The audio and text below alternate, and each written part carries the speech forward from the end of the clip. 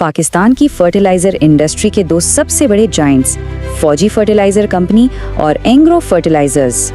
जून 2026 quarter के नताइज आ चुके हैं और यकीन मानिए मुकाबला बहुत ही जबरदस्त है। आज हम इन दोनों फाइनेंशियल पावर हाउसेस के नंबर्स का डीप डाइव करने वाले हैं, तो बिल्कुल तैयार हो जाएं। चलिए फैक्ट्स पर बात करते हैं। तो शुरुआत करते हैं राउंड 1 से, यानी नेट सेल्स का टाकरा। देखें, किसी भी बिजनेस की असल फाउंडेशन उसकी सेल्स होती है। खैर, आइए देखते हैं कहाँ खड़ी हैं ये दोनों कंपनियां। एफएट की नेट सेल्स रही तकरीबन 33.6 बिलियन रुपए। Not bad right? लेकिन जैसे ही हम एफएफसी की तरफ देखते हैं, बूम, 104.32 बिलियन रुपए की मैसिव सेल्स। ये फिगर्स लिटरली बिजनेस वॉल्यूम और स्केल का एक जमीन आसमान का फर्क दिखा रहे हैं। तो रिजल्ट क्या निकला? इस पहले राउंड का अनडिस्प्यूटेड विनर बगैर किसी शक के एफएफसी है। वॉल्यूम और स्केल में एफएफसी ने यहाँ कंप्लीटली डोमिनेट किया है। अच्छा, अब प्रोडक्शन कॉस्ट्स और ग्रॉस प्रॉफिट के इंटरेस्टिंग कनेक्शन को समझते हैं। एफएफसी की कॉस्ट ऑफ सेल्स 69.74 बिलियन रुपए है, जो ऑब्वियसली ईफेट के 21.24 बिलियन के मुकाबले में काफ़ी हाई है। लेकिन, और ये लेकिन बहुत इंपॉर्टेंट है, असल कहानी अखराजात में नहीं बल्कि इस रकम में है जो इन एक्सपेंसेस को निकालने के बाद बचती है, यानी हमारा ग्रॉस प्रॉफिट। तो सारी मैन्युफैक्चरिंग कॉस्ट्स निकालने के बाद भी एफएफसी का ग्रॉस प्रॉफिट 34.58 बिलियन रुपए है, जो कि ईफेट के 11.83 बिलियन को इजीली आउटक्लास कर देता है। सो एक बार फिर इस राउंड का चैंपियन भी एफएफसी ही है। चलिए अब जरा ऑपरेटिंग अखराजात यानी कारोबारी खर्चों पर नजर डालते हैं। यहाँ एफएफसी ने काफी डिसिप्लिन्ड अप्रोच दिखाई है, सिर्फ 5.77 बिलियन रुपए के अखराजात के साथ। क्यों? क्योंकि उनका ओवरऑल बिजनेस साइज छोटा है। दूसरी तरफ एफएफसी के अखराजात 12.62 बिलियन रुपए हैं, जो इनके इतने बड़े बिजनेस स्केल की वजह से बिल्कुल नेचुरल सी बात है। अब आते हैं इस नंबर पर जिसका हम सबको बेसब्री से इंतजार होता है, प्रॉफिट आफ्टर टैक्स। एफर्ट ने इस क्वार्टर में कमाए हैं 3.80 बिलियन रुपए। अच्छा नंबर है, लेकिन जरा एफएफसी का फिगर सुनिए, 24.37 बिलियन रुपए। ये एक जॉ ड्रॉपिंग डिफरेंस है।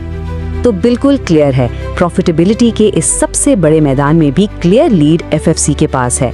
एफएफसी ने ये कैटेगरी भी बहुत बड़े मार्जिन से अपने नाम कर ली है। इस सब के बाद अर्निंग्स पर शेयर यानी ईपीएस का मुकाबला और भी एक्साइटिंग हो जाता है। हमें पता है कि हाई ईपीएस शेयर होल्डर्स के लिए एक बहुत ही स्ट्रॉन्ग पॉजिटिव सिग्नल होता है। तो आइए देखते हैं यहाँ क्या खींच चल रहा है। एफर्ट की अर्निंग्स पर शेयर रिकॉर्ड हुई है 2.85 रुपए।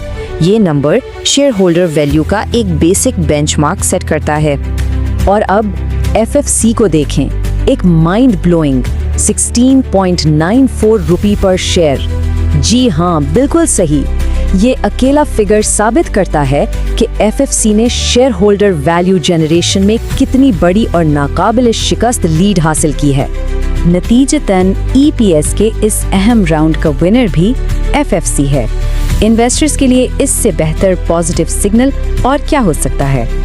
ओके, अब आते हैं सबसे मजेदार हिस्से पर, डिविडेंड्स। खासतौर पर इनकम इन्वेस्टर्स के लिए तो यही सब कुछ होता है। ईफर्ट ने इस क्वार्टर में 1.75 रुपए फी शेयर का कैश डिविडेंड अनाउंस किया है और एफएससी का ऐलान किया है 14.50 रुपए फी शेयर का मेजो कैश डिविडेंड। इनकम पे फोकस करने वाले पोर्टफोलियोज रखने वालों के लिए इन दोनों फिगर्स का फर्क असल में एक गेम चेंजर है। आइए इस सारे डेटा को क्विकली समराइज करते हैं। जून 2026 क्वार्टर के नंबर्स स्ट्रिक्टली ये प्रूफ करते हैं कि एफएफसी ने क्लीन स्वीप कर दिया है। सेल्स में एफएफसी, ग्रॉस प्रॉफिट में FFC, profit after tax, EPS और डिविडेंड, हर एक फाइनेंशियल मेट्रिक में एफएफसी ने एक एक्सेप्शनली स्ट्रॉन्ग परफॉर्मेंस डिलीवर की है। खैर, यहाँ एक बहुत ही ज़रूरी पॉइंट है, किसी भी स्मार्ट इन्वेस्टमेंट का फैसला सिर्फ एक क्वार्टर के नताइज पर बेस नहीं करना चाहिए। हमेशा कंपनी की ओवरऑल वैल्यूएशन, उसकी फ्यूचर ग्रोथ का पोटेंशियल और लॉन्ग टर्म स्ट्रेटजी को ज़रूर देखना चाहिए। यही वो इंडिकेटर्स हैं जो वाकई लंबे अरसे की कामयाबी तय करते हैं। तो इस डीप फाइनेंशियल एनालिसिस के बाद एक बहुत बड़ा सवाल पैदा होता है, लॉन्ग टर्म इन्वेस्टमेंट के लिए इन दोनों में से वाकई ज्यादा सॉलिड चॉइस कौन सी है? नंबर्स ने अपनी कहानी सुना दी है, लेकिन हतमी फैसला हमेशा मजीद तज्जिए की डिमांड करता है। ऐसे ही डिटेल्ड फाइनेंशियल एक्सप्लेनर्स के लिए हमारे साथ जुड़े रहिए।